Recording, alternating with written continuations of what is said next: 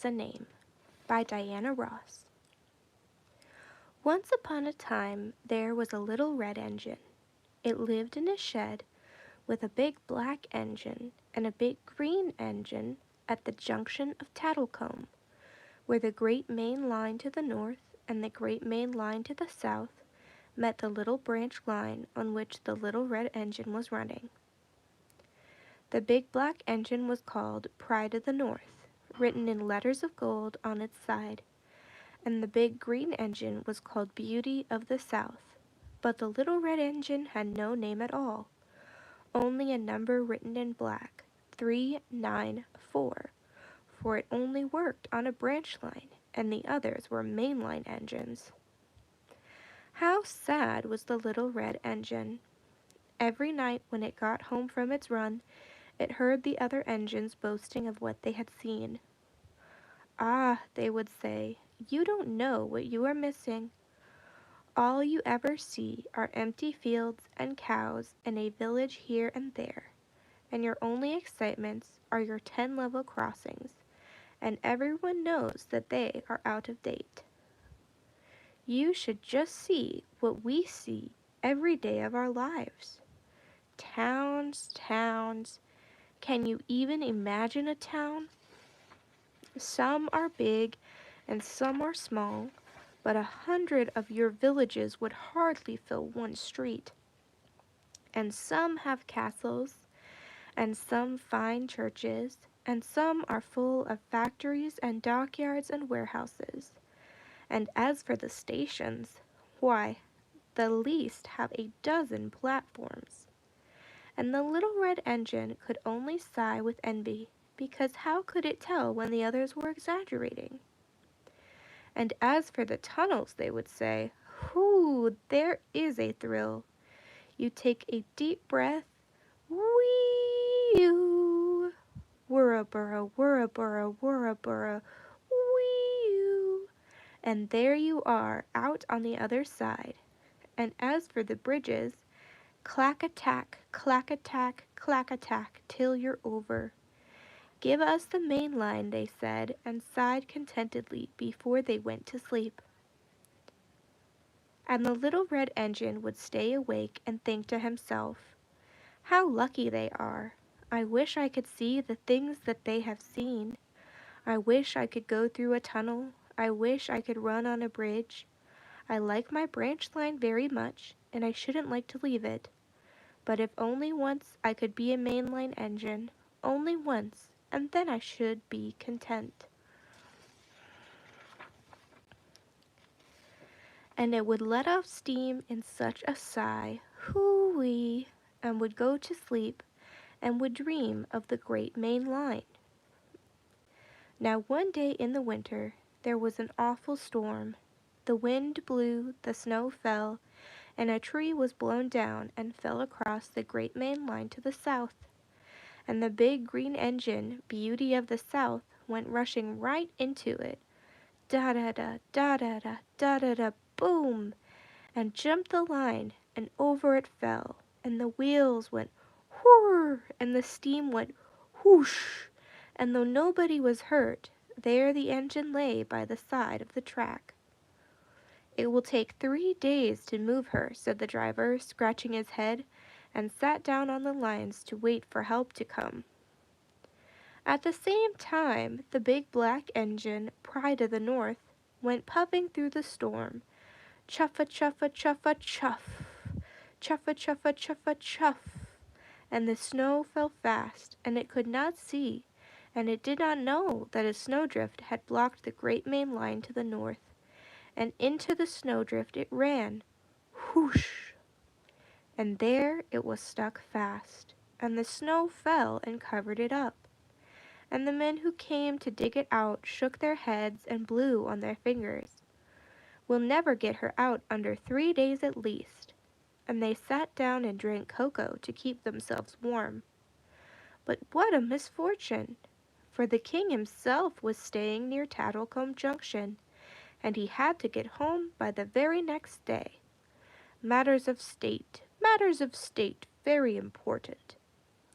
And here were the main line engines, useless for 3 days more. So the king sent messengers to the station master. "Come, sir, come. Surely you can think of something. Have you no other engine fit to do the work?" And the station master shook his head, but as he did so, he heard a little whistle from the engine shed.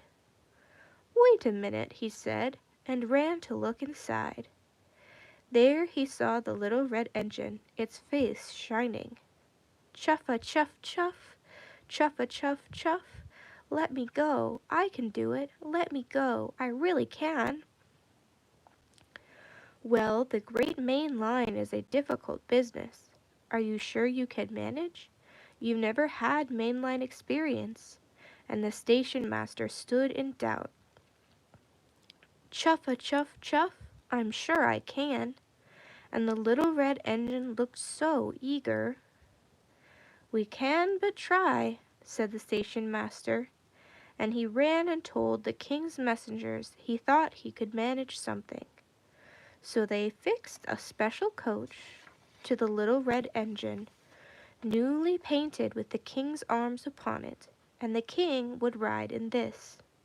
And behind this coach were 7 first-class carriages, and all the king's friends were going to ride in these.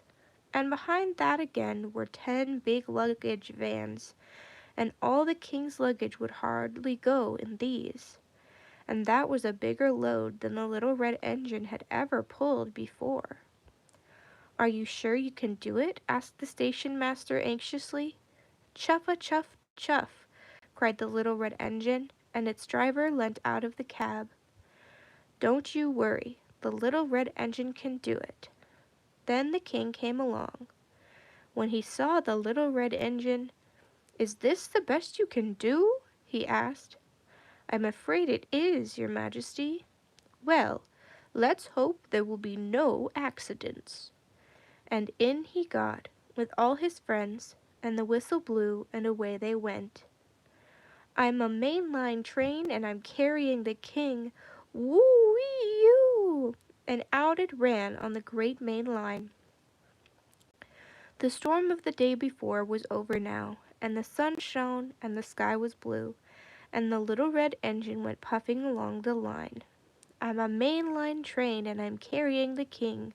Woo-wee-yoo!" And then they came to a tunnel, the first it had ever been through. It took a deep breath. "Woo-wee-yoo!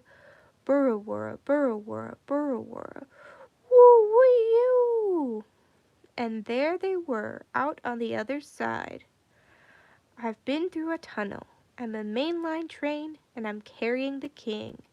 Woo-wee-yoo!" sang the little red engine. They came to a river, very wide and very deep. Over the river went a bridge, the very first bridge the little red engine had come to. Clack-a-tack-tack, clack-a-tack-tack, clack-a-tack-tack. And there they were on the other side of the river.